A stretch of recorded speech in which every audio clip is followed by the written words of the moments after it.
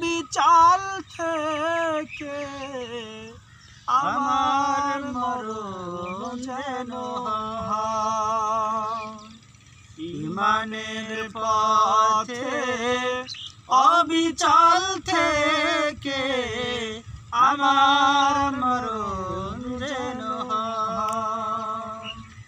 তোমারই কাছে মিনতি আমার, তোমারই কাছে মিনতি আমার, মহামহিম দয়াময়।